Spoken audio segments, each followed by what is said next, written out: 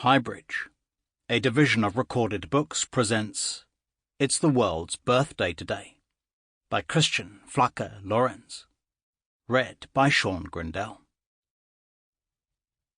Ich hab endlich keine Träume mehr. Ich hab endlich keine Freunde mehr. Hab endlich keine Emotion mehr. Ich hab keine Angst von Sterben mehr. Alles grau. Isolation Berlin. At last I don't have dreams anymore. At last I don't have friends anymore. No emotions at all anymore. I'm not afraid of dying anymore. Everything's grey. Isolation Berlin. I wrote this book on tour, in my downtime on the bus or at the concert. Any resemblance to actual persons or events is the result of my lack of imagination, and is not intentional. I've lost all sense of what time it is. Our flight left this morning, and the clock on my phone automatically resets whenever the plane even gets close to a new time zone. Inch by inch, the bus makes its way through the city centre. Budapest seems to be pretty big. We're stuck in rush hour traffic. Today is Friday. Everybody wants to get out of the city as fast as they can, but fast is not an option here. I look out the window. My view extends about 2 feet to a big, dirty delivery truck in the next lane. Even it moves faster than us. Our driver has no patience for this situation. Whenever he spots the tiniest opening, he floors it, and I get thrown back into my seat, which doesn't smell very good. Immediately he has to brake again, and I lurch forward. When the truck passes us, it opens up the view of a grey wall. So we do seem, ever so slowly, to be approaching the outskirts. I would have preferred to sit up front, but the driver has all his stuff laid out on the seat next to him, and he gave me a weird look when I tried to open the passenger door, like I'd tried to climb into bed with him.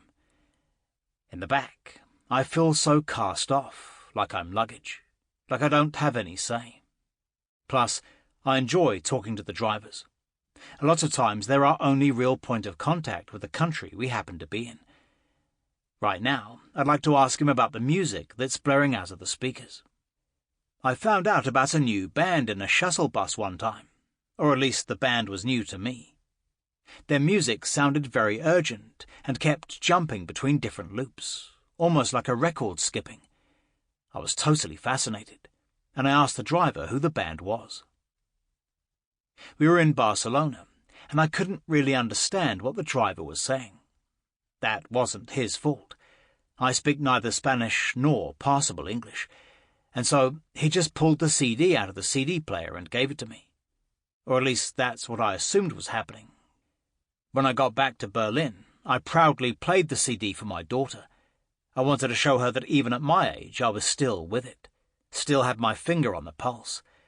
I tried to explain to her that I liked this music so much because it sounded as if a broken record were randomly determining the melody. All it took was a glance at the CD player display for my daughter to figure out that the CD was actually just skipping. The look she gave me is indescribable. I do still like listening to that CD, though.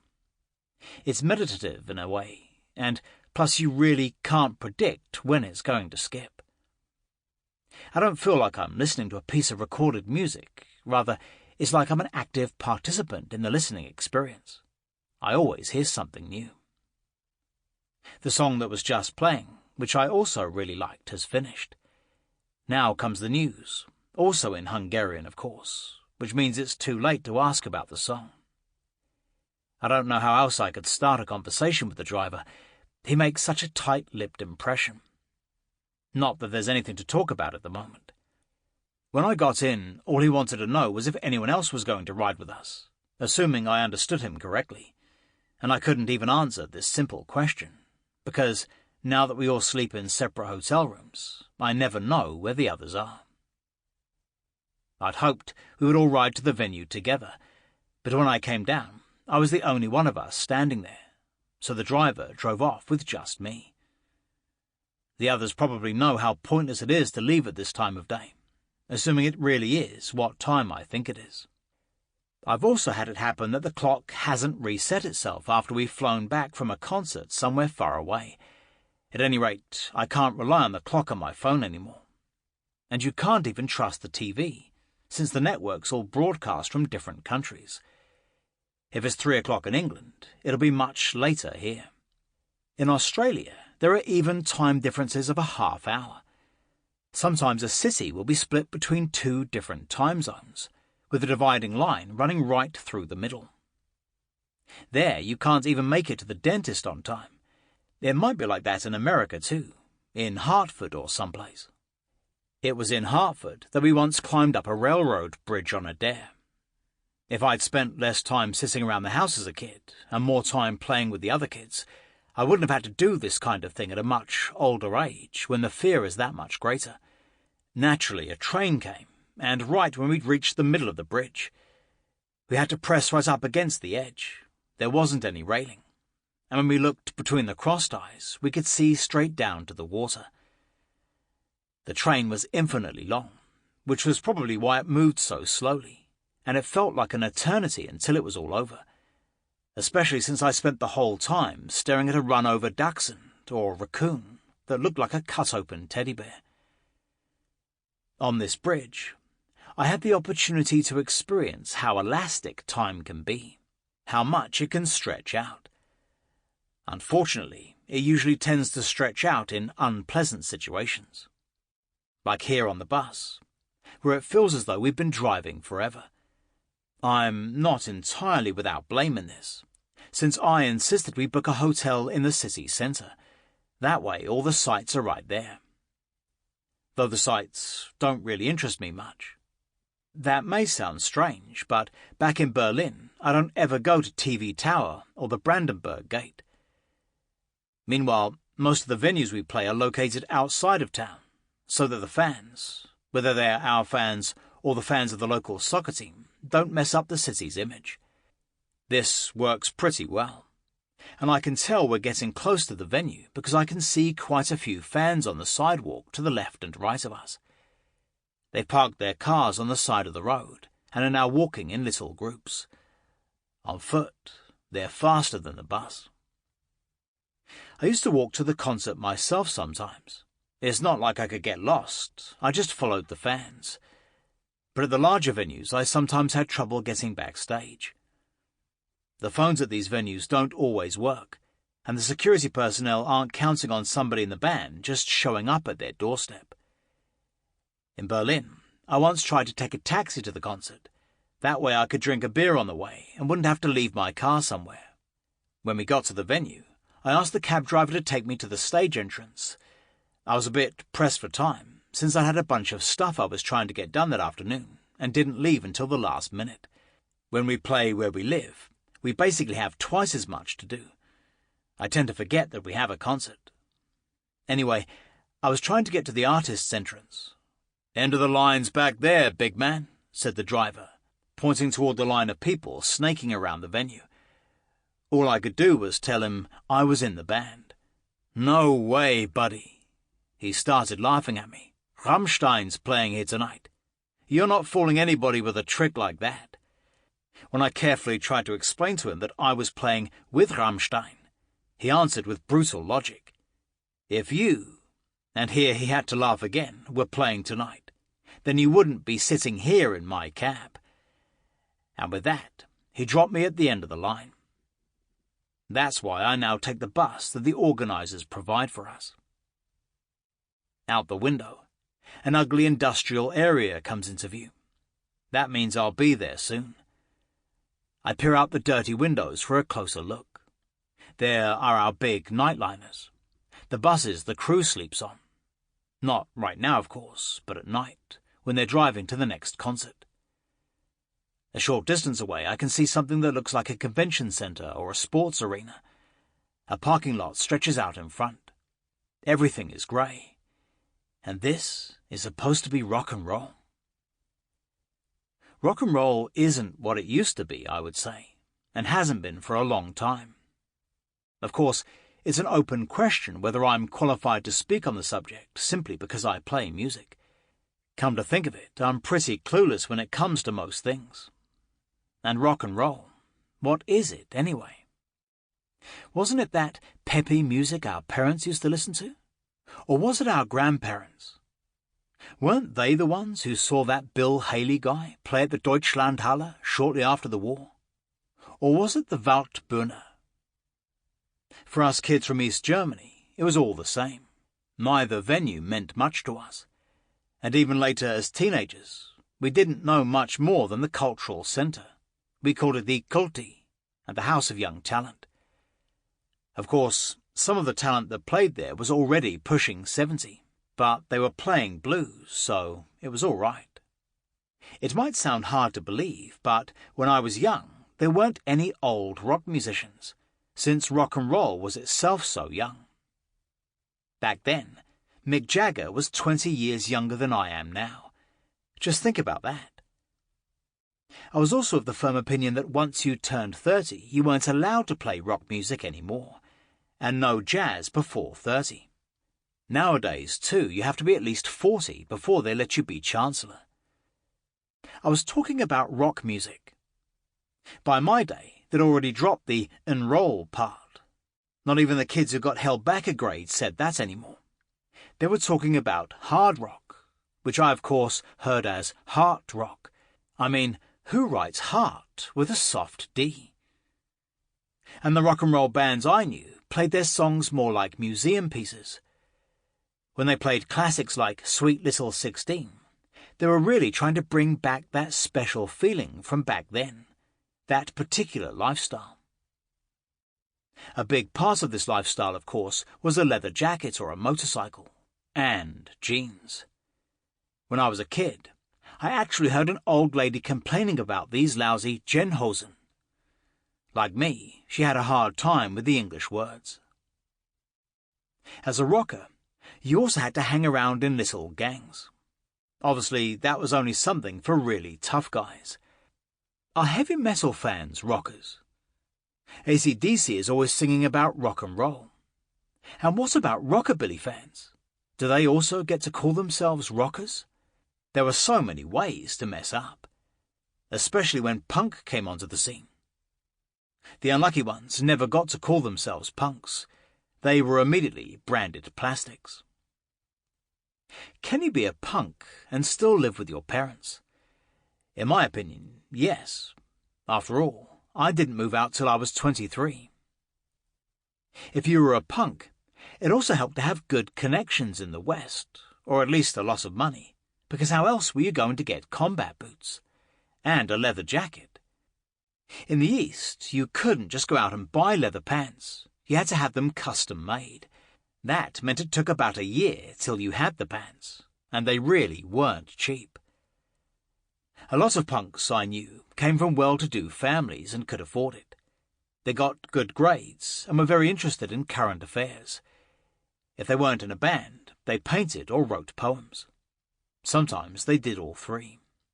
All they had in common with their proletarian role models in England was their love of punk music and the fact that they could deal with being yelled at or beat up on the street. The career prospects weren't exactly overwhelming if you looked like a punk, but most of us were quite satisfied with our jobs at the post office, the senior centre or the cemetery. I never met anyone who really meant it when he painted "No Future" on his jacket. At most, they saw no future for themselves in East Germany, but a bright future in the West.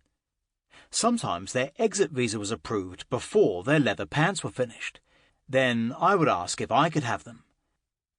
But it was rock and roll we were talking about. Johnny Cash once said he could look out the bus window and know exactly where he was, give or take a few miles.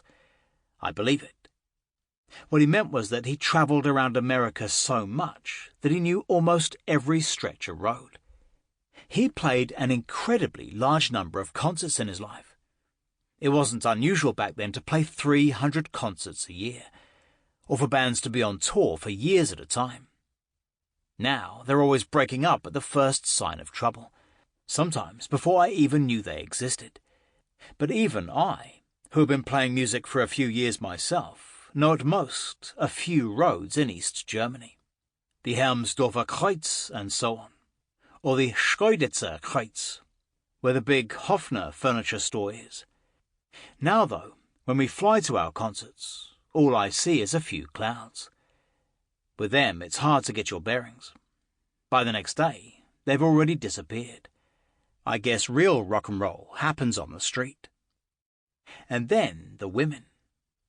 The Stones had women standing in line outside their hotel rooms, patiently waiting their turn. That's impossible to imagine. Standing in line.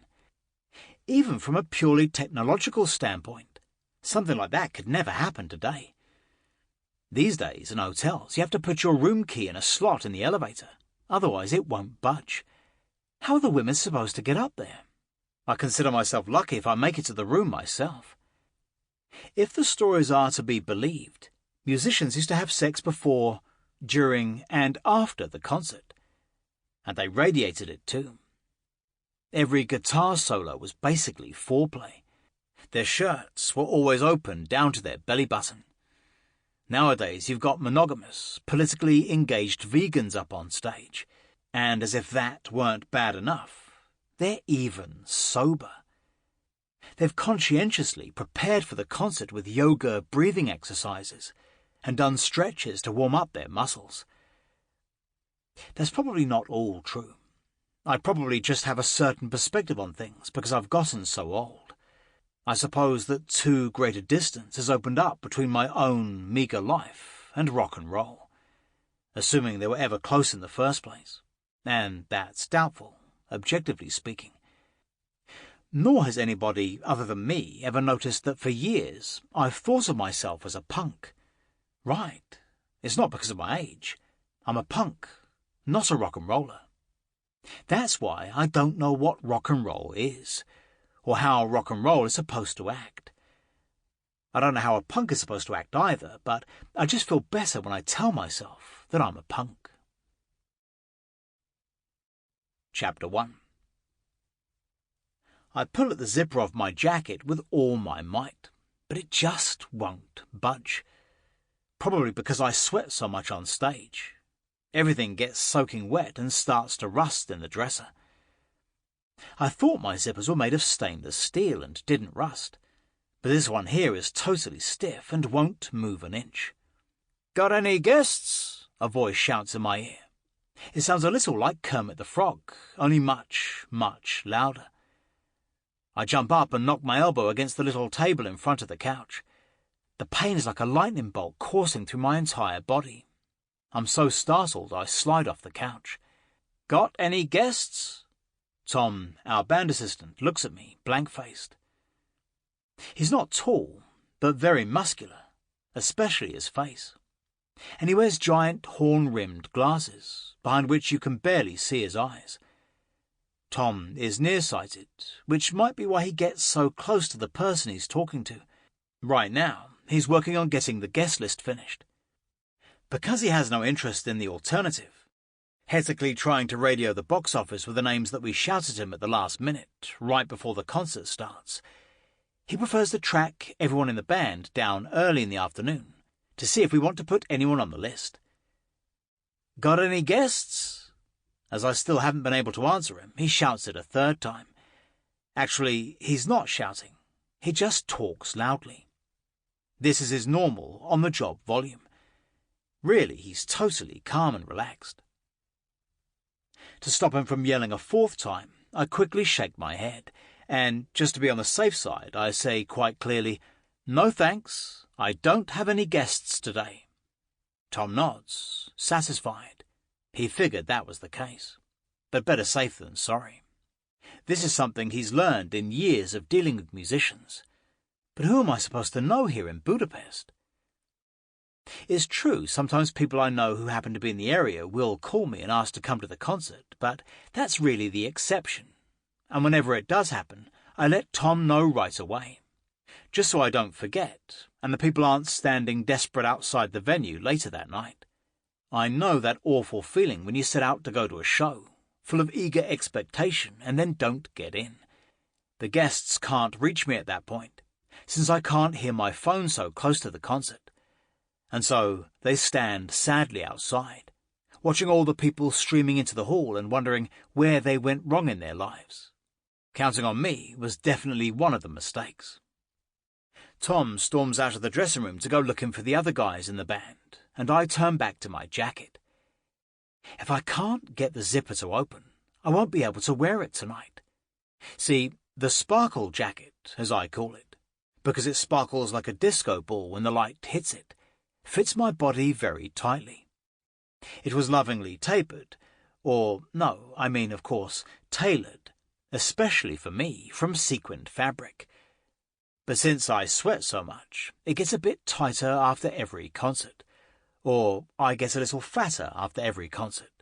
One shouldn't always try and lay the blame elsewhere. This jacket is, of course, an essential part of the show. It's not like any one of us can just wear anything he feels like. People should be able to tell that we're a band. Besides, some clothing makes you invisible on stage, and I stand way in the back, and I don't want to know what the band would say if I were to walk out on stage without my sparkle jacket. Or, well, maybe they would even be happy, since my sparkle suit definitely makes me stand out, which doesn't sit well with everybody. We all want to be equals, after all. But it's kind of part of my character on stage that I look different than, for example, the guitarists. And nobody would buy it if I stepped out there all serious and mean-looking. The credibility of the whole band would suffer for it. The funnier I look, the meaner the others seem. It's like a police interrogation, where you've got the good cop and the bad cop. I reached down to grab a soda from the blue plastic tub under the table. When I was a toolmaker, we would put rusty screws in soda to get them smooth again. I have to root deep down into the ice. All I can find is diet soda, but who cares? I pour it on the zipper. Most of it lands directly on the white tablecloth. For some strange reason, Tom is adamant about there being white tablecloths on the tables, even if most of the time they don't even last till the start of the concert. What do we need white tablecloths for, I think, and pull it off the table. The bowl of nuts comes off with it. I'm allergic to nuts. But since they're usually on the table, probably for the same reason as the white tablecloths, I'm always absent-mindedly stuffing a whole bunch of them into my mouth. When my throat starts to itch and I can no longer breathe, I remember that I'm really allergic. I should ask them not to put any nuts in the dressing room. But ordering something is easier than cancelling something, just like a wedding goes a lot quicker than a divorce. And in general, nuts are very healthy, if you don't count the hydrogen cyanide. Rather than leave them lying there on the floor, I gather up all the nuts and, since I can't find the bowl, I do actually end up stuffing them in my mouth. I'd completely forgotten how gross old nuts taste. It makes me think of fish oil, and I've never even tasted fish oil. I go looking for a bottle of water to get the taste out of my mouth. Again, I have to dig through the ice. At least I'm washing my hands, even if it is diet soda. It sure sticks to your fingers. Man, this water is cold. My fingers go numb. I'd much rather have a bottle of water that hasn't been sitting in ice for hours, but there's no warm water here, at least not bottled water. So I put a few bottles out on the table for later, so they can at least thaw. Is that what people mean when they talk about rock stars and their irrational demands? The thing with the warm water is definitely a first-world problem. But if I come off stage all hot and then drink ice-cold water, I get stomach aches. Or I catch cold, basically from the inside out, and then I'm sick for days. Being sick on tour is a whole other story. Some code of honour dictates that only in the case of death can you justify cancelling a tour date. At least that's what all the veteran musicians I've met have told me.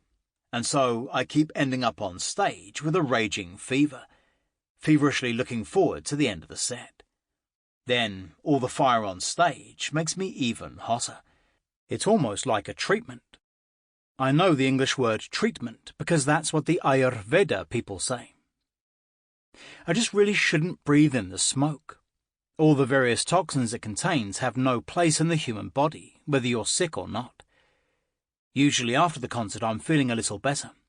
Thanks to all the excitement, I've tuned out the aches and the general sickly feeling. It's only the next day that I really start to feel bad. Then I'm standing there at the airport, shivering, and have to suffer through long rides in the shiver, or I guess I mean shuttle, to the hotel or the venue. I long ever so intensely for a bed, somewhere I can just lie down. These are dark hours, and so who could hold it against me that I'm thinking of my health in advance and would rather not drink ice-cold water? I stare blankly at the water bottles on the table. They slowly start to bead up with condensation. The first drops trickle hesitantly down the side. I wait for the soda to finally take effect.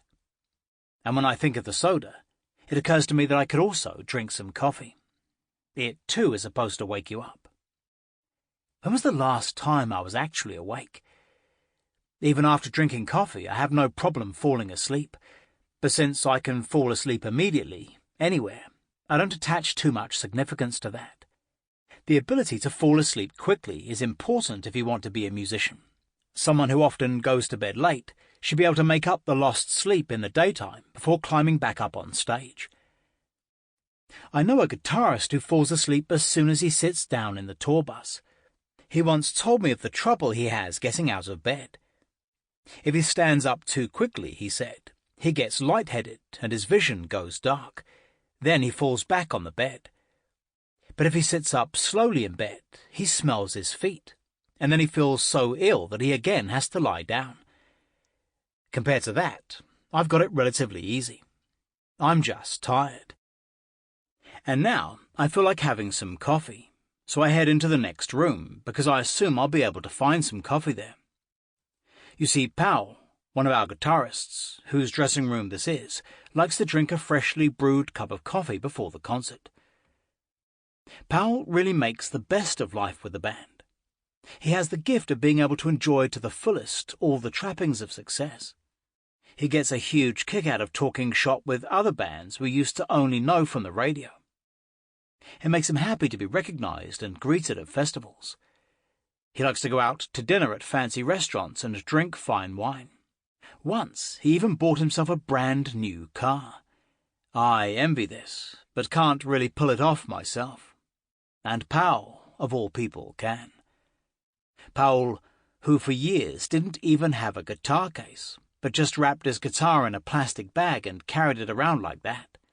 Powell, who as a young man seemed to subsist entirely on crackers. Who walked around in shoes that he'd found in a dumpster and immediately put on. Who even in our Feeling B days jumped off the stage as soon as the concert was over and spent the rest of the night dancing with the crowd. And now he's in a cosy little room that looks like it was clipped out of a catalogue for cozy living. The homey atmosphere immediately envelops me. Standing lamps give off a warm light and I hear soft music. Oliver, our bassist, is lying on the sofa in workout clothes and trying to fall back asleep. Tom just asked him if he had any guests. I don't think Ollie is bringing anyone tonight, but of course I don't know.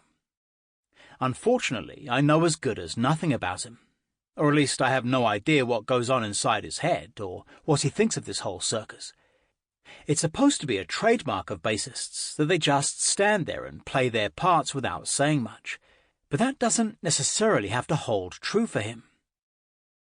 I've heard that he actually wanted to be a guitar player, and it was only because there was already a guitarist in his band that he picked up a bass. Bassists are known for stoically playing the same line for hours and hours, but Ollie is much too impatient for that.